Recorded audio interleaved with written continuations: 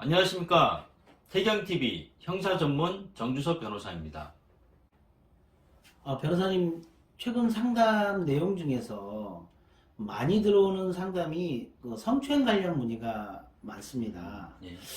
그 중에서 손으로 스쳤을 때 과연 이거를 성추행으로 봐야 되는지 많이 억울해 하시는데요. 우리 구독자분들한테 오늘 시원하게 한 말씀 해주셨으면 고맙겠습니다. 결론적으로 추행이죠. 이런 범죄를 처벌하기 위해서 만든 범죄가 있습니다. 공중밀집장소 추행이라는 것인데요. 이 공중밀집장소 추행은 말 그대로 공중밀집장소에서 어떤 신체 접촉이 있으면 일단은 추행으로 본다, 이렇게 생각하시면 됩니다. 그러면 추행이라는 거가 광범위할 건데 이거를 어떤 식으로 봐야 되는 건가요, 그러면? 가장 일반적으로 말씀드리면 성적 수치심이나 혐오감을 일으키는 행위라고 말씀드릴 수 있는데, 문제는 법원은 이 추행을 개념을 상당히 넓게 해석하고 있다는 거거든요. 예를 들면 지나가는 사람의 목덜미를 붙잡거나 어깨동무를 하거나 아니면 뭐 알통부부를 만진다거나 이런 것들이 다 추행의 개념에 다 포섭이 되고 있는 상황입니다. 극단적으로 얘기를 하면 상대방 동의이 없는 신체 접촉은 일단 추행으로 의심받을 수 있다, 이렇게 말씀드릴 수 있습니다. 그러면 변호사님, 이 지하철이나 복잡한 버스 안에서 실수로 자신의 손이 옆 사람의 엉덩이를 닿았을 때도 추행으로 보게 되는 건지요? 일단 객관적으로는 추행으로 의심이 되죠. 근데 추행이라고 하는 것은 고의로 만져야 되는 것이거든요. 피해자가 나 성추행 당했다라고 얘기를 하면 의심받는 사람 입장에서는 나는 실수였습니다, 이렇게 얘기를 해야 되는 상황인데, 과연 실수였다는 것을 어떻게 입증할 수 있느냐, 그게 관건입니다. 지하철이나 버스를 이용하는 사람들은 언제든 그럼 추행범으로 다 의심받을 수 있는 부분이 생기는 건가요? 안타깝지만 그렇습니다. 이용될 때는 항상 조심할 수밖에 없습니다. 예를 들면 지하철을 탈 때 특히 남성분들은 그 여성분들과 가까이 있는 것은 피하시는 게 좋고요. 그리고 특히 학교를 지날 때 학생들이 등하교 시간에 많이 쏟아져 나오는 경우가 있는데, 그럴 때 특히 조심해서 지나다녀야 됩니다. 추행범으로 신고당한 사람들은 예. 어떤 행동을 해야 하나요? 먼저 신고가 되면 출동한 경찰은 가장 먼저 주변 CCTV를 확보를 하거든요. 그래서 CCTV를 확보하려고 노력할 필요는 없고요. 다만 의심받는 사람 입장에서는 진술을 정확히 하는 것이 좋습니다. 그러면 진술을 번복하면 어떻게 됩니까, 변호사님? 한번 진술을 번복했다, 그럼 그 다음부터 그 사람 말은 믿어지지 않는다고 보시면 됩니다. 그러니까 가장 최초에 진술을 하실 때 정확한 진술을 하는 게 제일 중요하거든요. 피해자 진술을 근거로 하면 우리 재판부에서는 유죄 판결에 나올 확률이 더 높은가요? 추행으로 의심받는 사람은 제일 답답한 상황이죠. 극단적으로 얘기하면 피해자 진술 그리고 피고인 진술, 서로 상반되는 진술이 두 개가 있을 때 누구 말을 믿어줘야 할까? 근데 중요한 것은 판사님들은 피해자 진술을 되도록 믿어준다는 것입니다. 물론 피해자 진술이 앞뒤가 전혀 맞지 않아서 믿기 어렵다, 그렇지 않은 이상은 피해자 진술만으로 유죄 판결을 선고하는 경우가 많거든요. 일관성을 유지해야 된다는 건가요, 변호사님? 예, 그렇습니다. 그래서 판결 선고 받으러 갈 때 제가 다른 사건 선고를 듣거나 하면 재판장님이 맨 먼저 하시는 말씀이, 피고인은 다투고 있는데 피해자 진술이 일관되고, 사실 그 한마디면 끝난 겁니다. 유죄 판결 났다고 생각하시면 됩니다.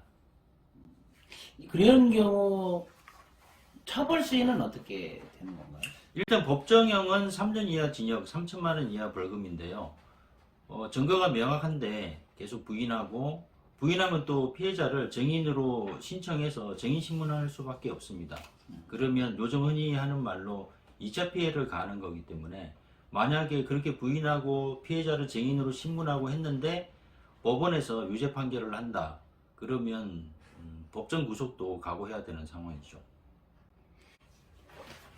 그래도 변호사님 너무 억울하다, 그래서 무죄 주장을 다툰다면 이 피해자 같은 경우는 어떻게 됩니까? 제일 어려운 상황이죠.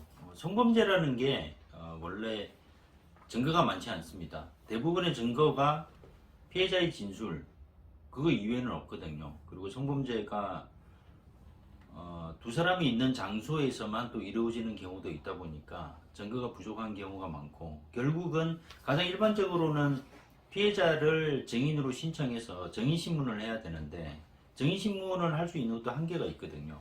아무리 의심스러운 상황을 물어보더라도 피해자는 일관되게 나는 피해를 당한 게 맞다라고 주장하면 거기에 대해서 피고인 측에서는 이제 반박을 해야 되는데, 어떤 방법으로 반박을 할 것이냐, 그런 부분들이 제일 고민스러운 상황이죠.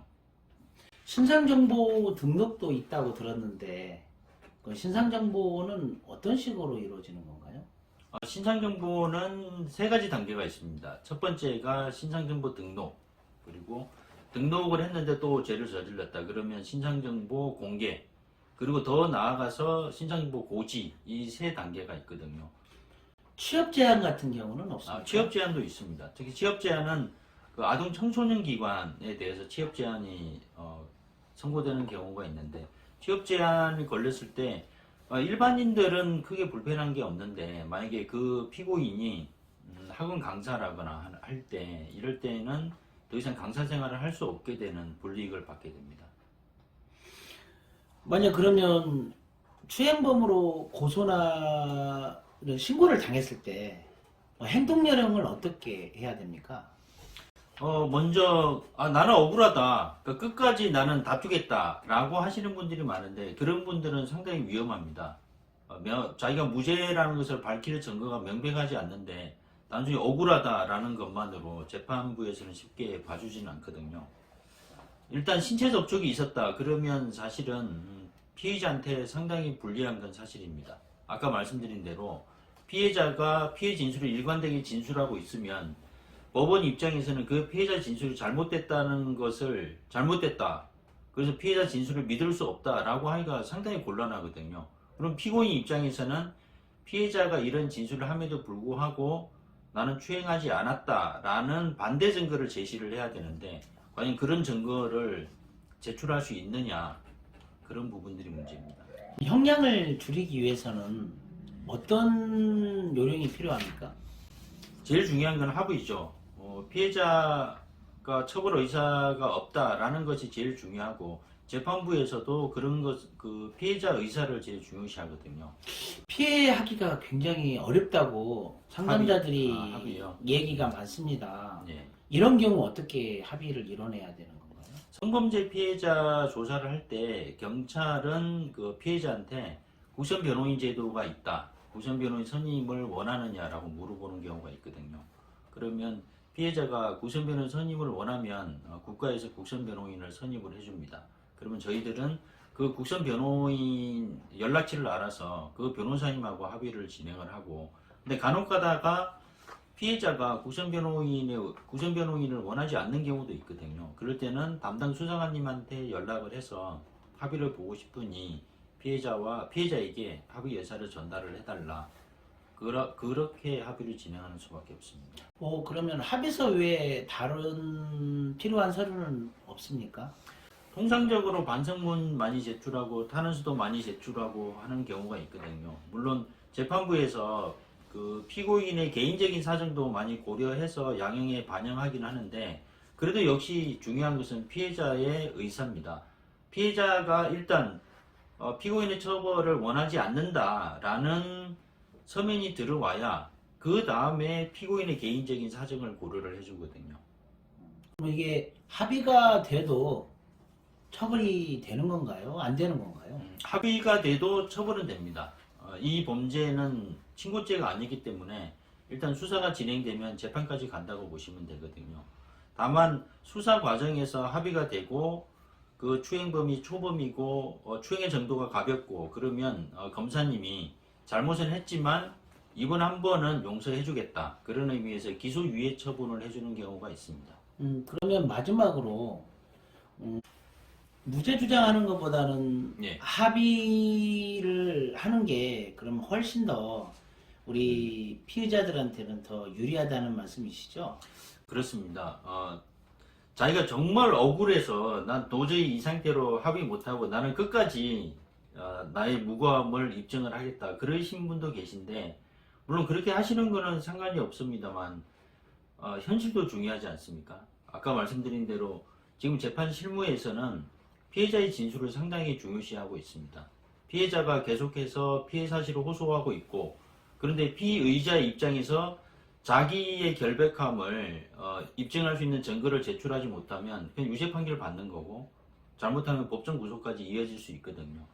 그래서 무죄 주장하시는 것도 좋지만 그 무죄 주장을 입증할 만한 증거가 명확하지 않다면 피해자와 일단 합의를 하는 것이 좋은 방법입니다. 공중 밀집 장소 추행에 대해서 간단히 말씀드렸습니다. 앞으로 다른 성범죄에 관해서도 오늘처럼 간단히 정리한 영상을 올릴 계획인데요. 이 영상을 시청하신 분들도 댓글로 궁금하신 점을 남겨주시면 주제 선정하는데 참고하도록 하겠습니다. 시청해주셔서 고맙습니다. 감사합니다.